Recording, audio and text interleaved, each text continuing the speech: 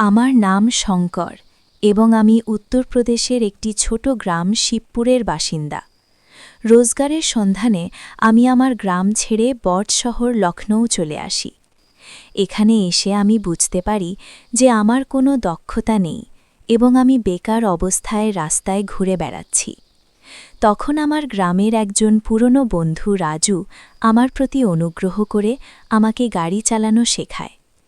রাজুর কল্যাণে আমি একটি বড় বাংলো বাড়িতে ড্রাইভারের চাকরি পেয়ে যাই, যেখানে শুধুমাত্র মালিক, মালকিন এবং তাদের একমাত্র মেয়ে থাকতেন। মালিকের নাম ছিল সে ধর্মীবীর সিং এবং তিনি শহরের একজন নামকরা ব্যবসায়ী ছিলেন। তার স্ত্রী মালকিন দুর্গাদেবীও খুব সৎ ও সংযত ছিলেন। মালিক আমাকে তার মেয়ের গাড়ির ড্রাইভার হিসেবে নিযুক্ত করেন। তার মেয়ের নাম ছিল গৌরী এবং সে ছিল একটি সুন্দর ও বুদ্ধিমতী মেয়ে। গৌরী লখনৌয়ের একটি নামী কলেজে পড়ত। আমার কাজ ছিল তাকে প্রতিদিন সকালে কলেজে পৌঁছে দেওয়া এবং সন্ধ্যায় ফিরিয়ে আনা। প্রায়শই সে সন্ধ্যায় তার বান্ধবীদের বাড়িতে যেত। তখনও আমি তাকে নিয়ে যাওয়া ও আনার ব্যবস্থা করতাম। আমি গ্রামের একজন সরল মানুষ এবং আমার সম্মানের ব্যাপারে খুব সচেতন ছিলাম। আমি কখনো গৌরীর দিকে তাকিয়ে দেখিনি। আমার দৃষ্টি সবসময় মাটিতে বা রাস্তায় থাকত। গৌরী পথে প্রায়ই আমার সাথে কথা বলত এবং তার জীবনের গল্প শোনাত, তার বান্ধবীদের গল্প শোনাত এবং কখনো কখনো তার ভবিষ্যতের স্বপ্ন বলত। আমি শুধু মাথা নেড়ে উত্তর দিতাম বা খুব প্রয়োজন হলে এক দুটি শব্দে কথা শেষ করতাম।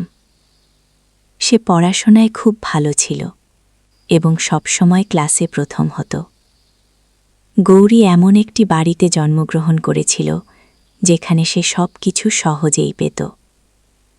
যখন সে নতুন গাড়ির আবদার করল, তখন তার বাবা তাকে সঙ্গে সঙ্গে একটি চকচকে নতুন মস্ট্যাংস কিনে দিলেন।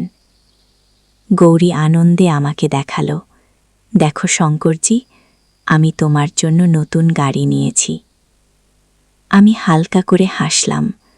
তার এই কথায় একটি মজার ছল ছিল। গৌরী প্রায় কথায় কথায় আমাকে টিটকারি দিত এবং আমাকে বাধ্য করার চেষ্টা করত, কিন্তু আমি সবসময় আমার সীমার মধ্যে থাকতাম। কখনো তাকে এটা বুঝতে দিতাম না যে আমি তার কোনো কথার ভুল অর্থ করছি। সে যখনই কেনাকাটা করতে যেত, আমার জন্য এবং আমার ছোট বোনের জন্য কিছু না কিছু অবশ্যই আনত, কারণ সে জানো যে আমার ছোট বোন লক্ষ্মীর বিয়ে হতে চলেছে। সে একবার আমার বোনের জন্য একটি সুন্দর লেহেঙ্গা এনে বলল, শঙ্করজি, এটা লক্ষ্মীর জন্য, বল গৌরী দিয়েছে। আমি তার আচরণ ও অভ্যাসে খুব প্রভাবিত হয়েছিলাম, কিন্তু আমি কি জানতাম যে এই গৌরী একদিন আমার চরিত্রে কলঙ্ক লাগাবে। একটি অপ্রত্যাশিত মোড এবং অনিশ্চিত পরিস্থিতি। গৌরীর অল্প বয়সেই বিয়ে ঠিক হয়ে গিয়েছিল এবং সে শীঘ্রই তার মাসির ছেলের সাথে বিয়ে হতে চলেছিল। তার ভাবী স্বামীর নাম ছিল রাজেশ। সে প্রায়ই গাড়িতে ফোনে তার বান্ধবীদের সাথে রাজেশ সম্পর্কে কথা বলত। কখনো তার গুণগান করত, কখনো তার শের গল্প শোনাত। আমি সবসময় এই কথাগুলো থেকে অজানা থাকার চেষ্টা করতাম এবং আমার মনোযোগ রাস্তায় রাখতাম। একদিন মালিক ও মালকিনকে হঠাৎ দিল্লি যেতে হয়েছিল। মালিকের বড় ভাই, যিনি দিল্লিতে থাকতেন, তিনি খুব অসুস্থ ছিলেন এবং শেষ সময়ে তার ভাইকে দেখতে চেয়েছিলেন। গৌরীর পরীক্ষা আসন্ন হওয়ায় বাবা মা তাকে বাড়িতে রেখে যেতে বাধ্য হন। যাওয়ার সময় মালিক আমাকে এই দায়িত্ব দিলেন যে আমি গৌরীকে কলেজে নিয়ে যাওয়া ও আনার কাজ পুরো সততার সাথে করব এবং তার খেয়াল রাখব। আমি 2 বছর ধরে তাদের সাথে কাজ করছিলাম এবং তারা আমার উপর খুব বিশ্বাস করতেন। তারা জানতেন যে আমি কখনো তাদের মেয়ের দিকে ভুল দৃষ্টিতে দেখিনি। মালিক ও মালকিন 1 মাসের জন্য দিল্লি চলে গেলেন এবং আমি পুরো সততার সাথে আমার দায়িত্ব পালন করতে লাগলাম। আমার ছোট বোন লক্ষ্মীর বিয়ে আসন্ন ছিল এবং আমার টাকার খুব প্রয়োজন ছিল। আমি গৌরীকে কলেজে পৌঁছে দিয়ে কাছাকাছি মেকানিকের দোকানে চলে যেতাম এবং সেখানে বসে কাজ শিখতাম, যাতে অবসর সময়ে কিছু অতিরিক্ত উপার্জন করতে পারি। আমার ছুটি ছিল রাত ৮টা বাজে হয়ে যেত এবং আমি চাইতাম যে তারপর মেকানিকের দোকানে বসে আরও কাজ করি, যাতে দ্রুত আমার বোনের বিয়ের জন্য টাকা জমা করতে পারি। যখন মালিক বাড়িতে থাকতেন না, তখন আমি দ্রুত ছুটি পেয়ে যেতাম, কারণ গৌরী বেশিরভাগ সময় বাড়িতেই থাকত। দেখতে দেখতে ১ মাস কেটে গেল। মালিকের বড় ভাই জীবনের খেলায় হার মানলেন। সেই রাতেই গৌরীর ফোন পেলাম। সে বলল তার স্বাস্থ্য ভালো নেই এবং আমাকে অবিলম্বে তার কাছে আসতে হবে, হয়তো ডাক্তারের কাছে যেতে হবে। গৌরীর কথা শুনে আমি খুবই উদ্বিগ্ন হয়ে পড়লাম। রাতের এই সময়ে বাংলোর ভিতরে যাওয়া ঠিক ছিল না, কিন্তু অসুস্থতার অবস্থায়, বিশেষ করে তাওজির মৃত্যুর শোকে, আমি গৌরীকে একা ফেলে রাখতে পারিনি। আমি মনকে শক্ত করে বাংলোর ভিতরে পা রাখলাম। আমি সারা রাত তার সাথে থাকলাম এবং তার যত্ন নিতে লাগলাম।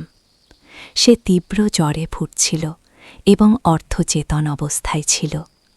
আমি ভোর পর্যন্ত তার পাশে বসে থাকলাম। যখন তার অবস্থা কিছুটা উন্নত হল, তখন আমি আমার কোয়ার্টারে ফিরে এলাম।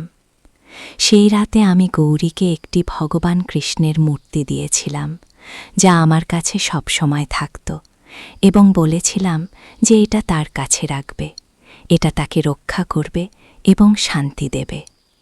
একটি নতুন অভিযোগ এবং হতবাক করা সত্য। সময় দ্রুত কেটে যেতে লাগল এবং সেই দিনের পর থেকে গৌরীর স্বাস্থ্য ভালো থাকতে লাগল না। সে খুবই বিমর্ষ হয়ে পড়ল। আমার মনে হল হয়তো সে তার বাবা মায়ের বিচ্ছেদে কষ্ট পাচ্ছে। তার কলেজের ফলাফলও প্রভাবিত হতে শুরু করল। শিক্ষকরাও বাড়িতে অভিযোগ করলেন যে গৌরী পড়াশোনায় মনোযোগ দিচ্ছে না। মালিকানি ফোনে আমাকে জিজ্ঞাসা করলেন গৌরী ঠিক আছে কিনা। তখন আমি তাকে কথা বলে পাশ কাটিয়ে দিলাম যে সে তার পড়াশোনা নিয়ে চিন্তিত। কিন্তু আমি কি জানতাম যে বাস্তবতা সম্পূর্ণ ভিন্ন ছিল। মালিক আরও ১ মাস তার ভাইয়ের সাথে কাটালেন এবং পুরো ২ মাস পর তারা দুজনেই বাড়ি ফিরে এলেন। আমি তাদের দেখে খুব খুশি হলাম, কিন্তু তখনই আমার পায়ের নিচে মাটি সরে গেল, যখন মালিক পাশে পড়ে থাকা লাঠি তুলে আমাকে মারতে শুরু করলেন। তিনি আমাকে গালাগালি দিতে থাকলেন এবং মারতে থাকলেন। আমি বুঝতে পারছিলাম না যে আমার এমন কী ভুল হয়েছে যে মালিক এত রাগান্বিত যে আমার কথা শুনতেও রাজি নন। এবং যখন আমি পুরো ঘটনা জানতে পারলাম, তখন মনে হলো যেন কেউ আমার পায়ের নিচ থেকে মাটি সরিয়ে নিয়েছে। গৌরী আমার বিরুদ্ধে এই অভিযোগ করেছিল যে আমি তার সাথে জোরপূর্বক সম্পর্ক করেছি এবং সে গর্ভবতী, এবং সে ভয় তার বাবা মাকে ফোনে বলেনি, যাতে আমি তার কোনো ক্ষতি করতে না পারি। একথা শুনে আমার মনে হলো যেন বিদ্যুৎ খেলে গেল। আমি অবাক হয়ে গৌরীর দিকে তাকালাম, যে একের পর এক মিথ্যা বলছিল। তার মুখে কোনো লজ্জা ছিল না, বরং একটি রহস্যময় নীরবতা ছিল।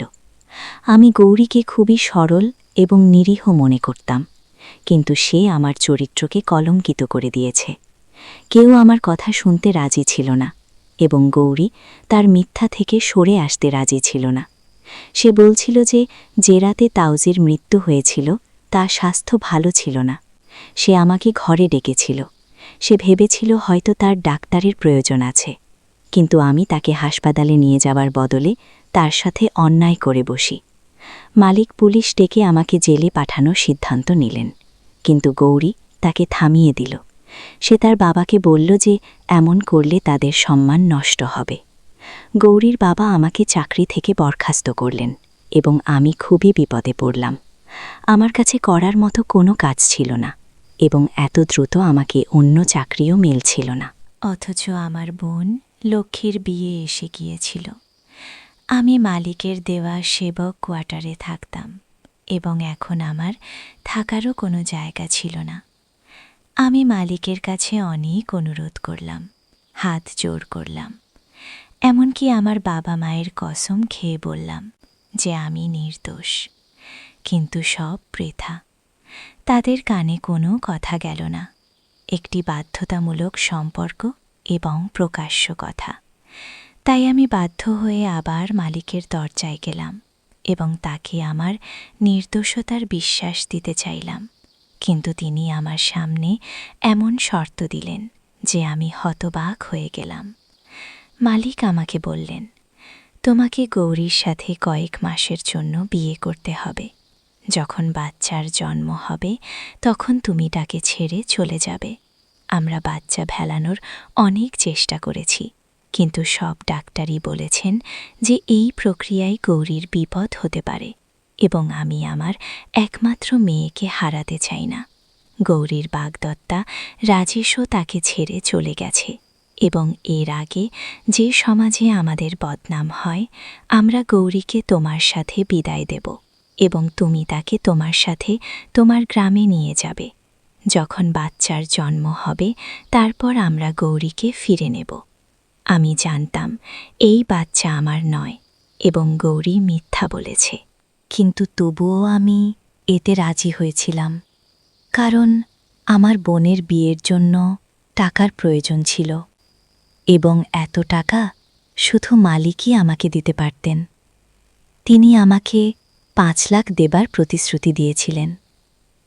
তাই আমি গৌরীকে বিয়ে করতে রাজি হয়েছিলাম এবং হিন্দু রীতি অনুযায়ী তাকে বিয়ে করে গ্রামে নিয়ে এলাম। এতে কোনো বড় উৎসব হয়নি, শুধু একটি ছোট্ট অনুষ্ঠান হয়েছিল। গৌরী খুব শান্ত ছিল। আমি গ্রামে পৌঁছানো পর্যন্ত সারা পথ তার সাথে কোনো কথা বলিনি। বিয়ের পরপরই আমরা দুজন গাড়ি করে গ্রামে চলে এসেছিলাম। আমার মা এবং পরিবারের লোকেরা গৌরীকে দেখে হতবাক হয়ে গিয়েছিল।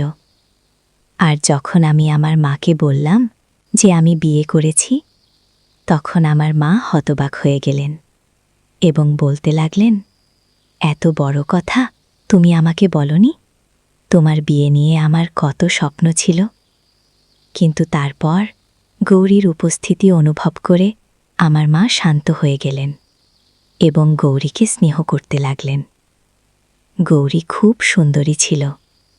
এত সুন্দর এবং কম বয়সী বউ দেখে আমার মায়ের সব অভিযোগ দূর হয়ে গেল এবং তিনি গৌরীকে আমার ঘরে নিয়ে গেলেন এবং তাকে গ্রামের মেয়েদের মতো সাজাতে লাগলেন। তিনি গৌরীকে লাল শাড়ি এবং চুড়ি পরালেন, তার চুলে ফুল দিলেন এবং তাকে বিন্দি দিয়ে সাজালেন। আমি বোনের বিয়ের ব্যবস্থা দেখতে লাগলাম এবং সন্ধ্যায় যখন ঘরে এলাম তখন গৌরী দুলনের বেশে আমার বিছানায় বসেছিল। তাকে দেখে আমি অবাক হয়ে গেলাম। সে যেন কোনো পরী মনে হচ্ছিল।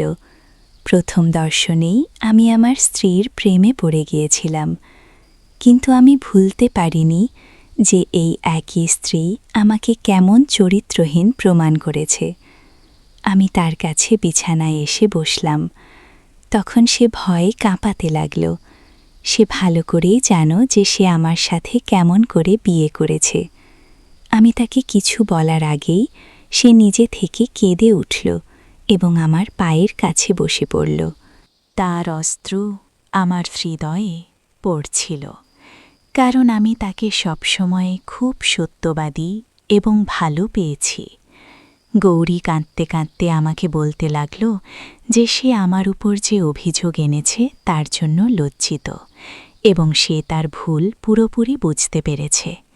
কিন্তু এসব কিছু সে আমাকে অপমান করার জন্য করেনি, বরং খুবই বাধ্য হয়েছিল। আমি রাগের দৃষ্টিতে গৌরীকে দেখলাম এবং তাকে স্পষ্ট ভাষায় বললাম, তুমি কত বাধ্য হয়ে এসব করো না কেন, কিন্তু তোমার এই কাজে আমার সম্মান আর কিছুই থাকল। তুমি তোমার পাপ আমার মাথায় চাপিয়ে নির্দোষ হয়ে গেলে এবং আমি নির্দোষ হয়েও মালিকের চোখে পড়ে গেলাম।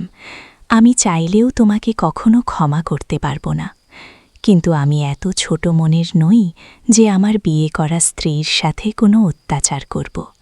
তাই তুমি এই ঘরে নিরাপদে থাকতে পারো, তোমার কোনো অসুবিধে হবে না, এবং যখন তুমি তোমার বাবাকে এই পৃথিবীতে আনবে তখন এখান থেকে যাওয়ার পরও মুক্ত থাকবে। আমি নিজে তোমাকে তোমার সন্তানসহ তোমার বাড়িতে রেখে আসব। আমি গৌরীকে আমার পা থেকে তুলে বিছানায় বসিয়ে ঘর থেকে বের হতে লাগলাম, যখন গৌরীর কথায় আমার পা শিখলে বাধা হয়ে গেল। সে বলতে লাগল, আমি এমন কোনো পাপ করিনি যার জন্য আমাকে এখানে জন্ম পর্যন্ত অপেক্ষা করতে হবে। না, আমি আপনাকে আপনার মালিকের চোখে পড়তে দিয়েছি, বরং আপনার মালিক আপনাকে খুব ভালোবাসেন এবং তিনি আপনাকে সবচেয়ে বেশি বিশ্বাস করেন, এবং এই কারণেই আপনার মালিক আপনাকে তার জীবনের সবচেয়ে মূল্যবান জিনিসটি দিয়েছেন এবং আমাকে আদেশ দিয়েছিলেন যে বিয়ের পর আমি আপনাকে সমস্ত সত্য বলবি। গৌরীর কথায় আমি হতবাক হয়ে গিয়েছিলাম। না, আমি ফিরে তাকিয়ে গৌরীর মুখ দেখলাম, যেখানে মাধুর্য ছড়িয়েছিল। সে তখন একটি 1-8 বছর বয়সী নির্দোষ মেয়ে ছিল, যে জানত না কি পরিস্থিতির মধ্য দিয়ে যাচ্ছে। সে বলতে লাগল যে সে গর্ভবতী নয়, বরং তার বাবা আমাকে এই মিথ্যা বলেছেন, এবং তার বাবা এটি খুব বাধ্য হয়ে করেছিলেন, কারণ তিনি তার মেয়ের জীবন বাঁচাতে চেয়েছিলেন। নিঃসত্যের স্তরগুলি খুলতে শুরু করে। গৌরী আমার কাছে এসে আমার হাত তার হাতে নিল এবং আমাকে নিয়ে বিছানায় বসে গেল। গৌরী খুব ধীরে ধীরে তার সত্য কথা বলছিল এবং আমি নিঃশব্দে তার কথা শুনছিলাম।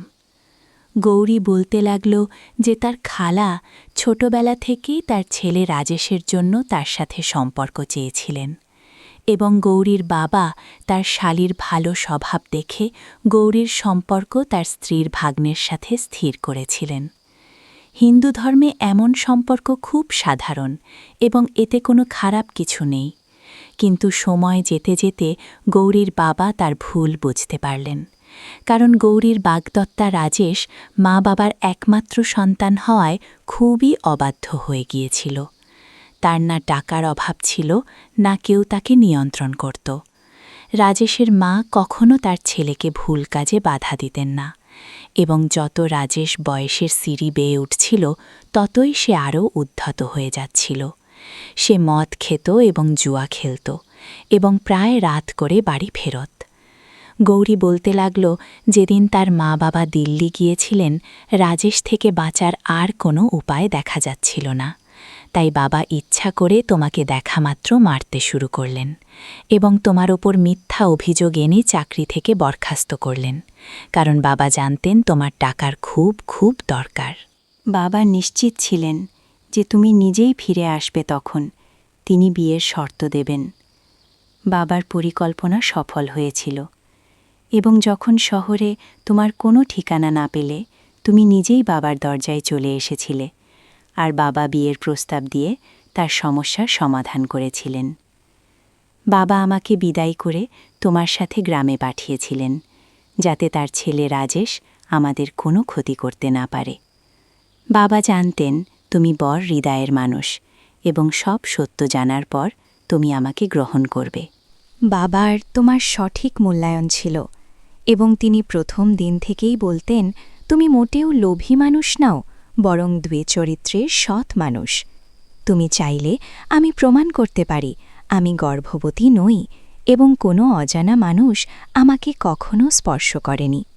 খুবই বাধ্য হয়ে বাবা আমাকে তোমার সাথে বিয়ে দিয়েছেন, এবং আমি সাড়া দিয়ে তোমাকে বিয়ে করেছি, কারণ আমি নিজেও তোমার ভালো গুণের সাক্ষী। আহলে আমাকে এবং আমার বাবাকে শুধু একটি মিথ্যার জন্য ক্ষমা করে দাও। গৌরীর চোখ থেকে অশ্রু ঝরছিল, এবং আমি সেই অশ্রুতে একটি বাবা মেয়ের অসহায়ত্ব দেখতে পাচ্ছিলাম। আমি তৎক্ষণাৎ গৌরীকে বললাম, তুমি খুবই প্রিয় মেয়ে, যাকে হয়তো ঈশ্বর এইভাবে আমার ভাগ্যে লিখেছিলেন। আমি তার অশ্রু মুছে দিলাম এবং তাকে জড়িয়ে ধরলাম। সেই মুহূর্তে আমি অনুভব করলাম আমার সাথে তার সম্পর্ক শুধু কাগজের নয়, আত্মার। সুখের শুরু এবং একটি নতুন অধ্যায়। আমার মা বোনের বিয়ের রীতির পাশাপাশি আমার বিয়ের রীতিও শুরু করলেন। পুরো গ্রাম আনন্দে মেতে উঠল। আমি প্রতিদিন আমার স্ত্রীকে গ্রামের রীতিনীতি অনুযায়ী সাজতে গুজতে দেখে মুগ্ধ হচ্ছিলাম। গৌরীও গ্রামের সরল জীবনের সাথে খুব দ্রুত মিশে গেল এবং সবার সাথে মিলেমিশে থাকতে শুরু করল। তাকে গ্রামের মহিলারা কাঁথা সেলাই শিখিয়েছিল এবং সেও হাতে তৈরি জিনিস বানাতে শুরু করল। গৌরী তার বাবাকে ফোন করে জানিয়েছিল যে এখানে আমাদের বিয়ের রীতি হচ্ছে, তাই তার মা বাবাও নিঃশব্দে আমার গ্রামে চলে এসেছিলেন এবং তারা আমাদের বিয়েতে অংশ নিচ্ছিলেন। আমার মালিক এসেই হাত জোর করে আমার কাছে তার ভুলের জন্য ক্ষমা চেয়েছিলেন, কিন্তু আমি তাকে আগেই ক্ষমা করে দিয়েছিলাম। আমি নিজেও একটি বোনের ভাই ছিলাম এবং আমি ভালোভাবেই বুঝতে পারতাম কোনো বাবা বা ভাই তার মেয়ের বিয়ে এমন কোনো ব্যক্তির সাথে দিতে পারে না যে খারাপ চরিত্রের এবং উচ্ছৃঙ্খল। রাজেশ যখন আমাদের বিয়ের খবর পেল, সে গ্রামে এসে আমাকে এবং গৌরীকে ক্ষতি করার চেষ্টা করল, কিন্তু গ্রামবাসীরা তাকে তাড়িয়ে দিল। পরে মালিক পুলিশে অভিযোগ করলেন এবং রাজেশকে গ্রেফতার করা হলো। এভাবে গৌরী এবং আমি চিরতরে নিরাপদ হয়ে গেলাম এবং আমাদের ভালোবাসা আরও গভীর হতে থাকল। একটি গুরুত্বপূর্ণ শিক্ষা এবং জীবনের বার্তা। একটি বিষয় আমি ভালোভাবে বুঝে গিয়েছিলাম যে সন্তানের ভাগ্যের সিদ্ধান্ত তাদের হিসাবে করা উচিত নয়, কারণ বড় হয়ে তারা কোন পথ বেছে নেয় তা কেউ জানে না। তাদের হৃদয়ে অন্য কারোর ভালোবাসা বাসা বাঁধতে পারে। আপনি এ বিষয়ে অবগত নাও হতে পারেন এবং আপনার বোন বা মেয়ে এত সস্তা নয় যে আপনি তাকে কোনো খারাপ চরিত্রের ব্যক্তির সাথে বিয়ে দেবেন, যার হৃদয়ে অন্য কারোর ছবি আছে। পরিবারের সম্মান বাঁচাতে মিথ্যা বলা কখনো কখনো বাধ্যতামূলক হয়ে পড়ে, কিন্তু সত্য সর্বদা জয়ী হয়। এই গল্প আমাদের শেখায় যে জীবনের সম্পর্ক শুধু রক্তের নয়, কখনো কখনো বাধাবাধকতা এবং পরিস্থিতিও এমন সম্পর্ক তৈরি করে যা বিশ্বের যে কোনো শক্তির চেয়ে শক্তিশালী। গৌরী এবং শঙ্করের এই কাহিনী সত্য প্রেম ও নিষ্ঠার এমন একটি উদাহরণ যা আমাদের স্মরণ করিয়ে দেয় যে সত্যিকারের হৃদয় দিয়ে করা কোনো কাজই বৃথা যায় না এবং ধর্ম, কর্তব্য ও কর্মের ফল সর্বদা মেলে। তাই বন্ধুরা, এটা ছিল শঙ্কর এবং গৌরীর হৃদয় ছুঁয়ে যাওয়া গল্প। যদি গল্পটি আপনার ভালো লেগে থাকে তবে ভিডিওটি লাইক করুন এবং চ্যানেলটি সাবস্ক্রাইব করতে ভুলবেন না, যাতে আপনি এরকম আরও